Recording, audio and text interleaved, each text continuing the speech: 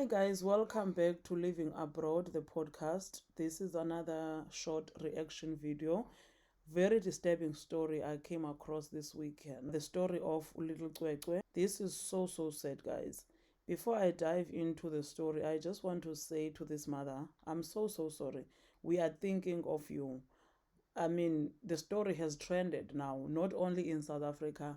I'm currently in Scotland, so everyone knows, and we just want to keep the name Cwecwe alive, and we want to keep it trending, and we want as many people as we can. Like, we want to share it to as many people as we can to make sure that the momentum does not just die, and we put the pressure on so that we make sure that we get the answers and uCwecwe and her family gets the justice that she deserves. It took this brave mother to come out to social media for any actions to be taken.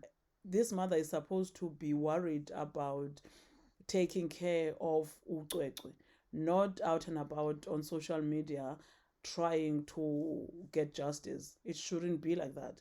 But that's the sad truth. If you don't have resources, if you are not well known, this is the route that you are forced to take in order for you to be recognized, in order for you to get justice.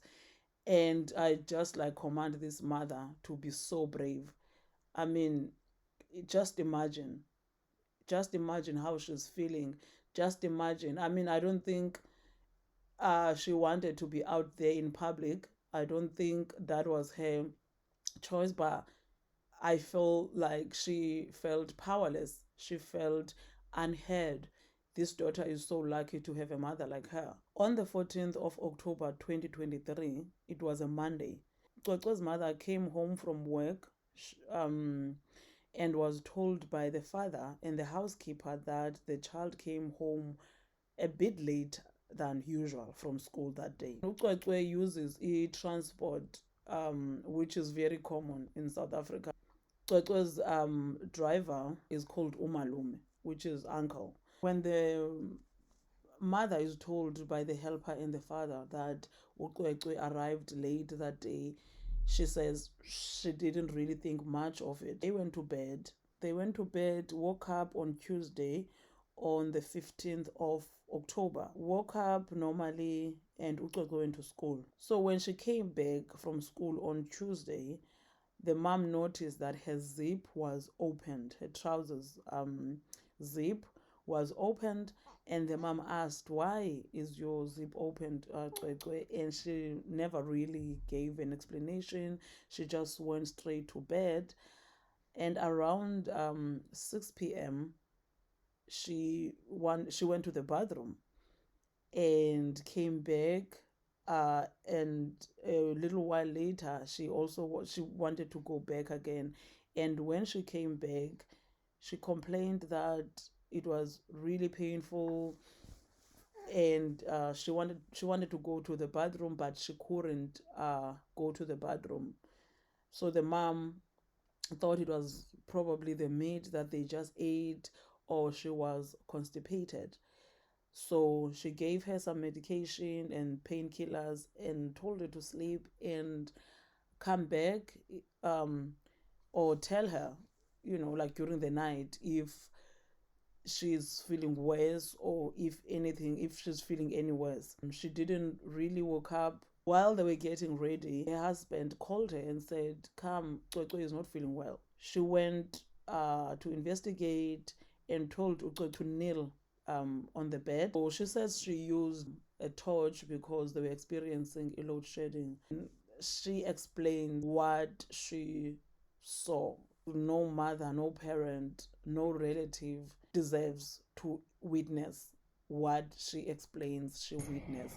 And then what I discovered is something that it will never erase on my eyes.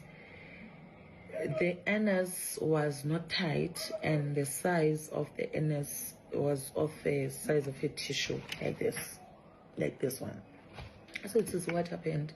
Still, rape stuff or whatsoever, it never came into my mind. I asked my husband to come and see because I don't know what is happening with the child now because she's in pain and she's crying. And I can see poop from far, but still she says it doesn't want to come out. And then I decided to take her to the GP. That's where it was discovered that the child has been raped, because even the doctor checked, even with her private part, like the one in front, she said no, there are injuries here and there are fluids with the GP now. So we're referred to a psychologist and also to go and see and report the case to the police. This is just awful, guys. What sort of animal will do something like this to a child? What kind of a man? It's even like, it's an insult to men to call this thing who has done this to this young child. And whether you are in South Africa or you are a South African abroad, as we are, this story affects us all, because we still have families in South Africa who are growing up there. We still have our young children that we want to take back home, whether on holiday or we are moving permanently. So make this story trend, and let's not let the story die like all the other stories that have died in the past, because this story affects us all. I will see you guys in another video.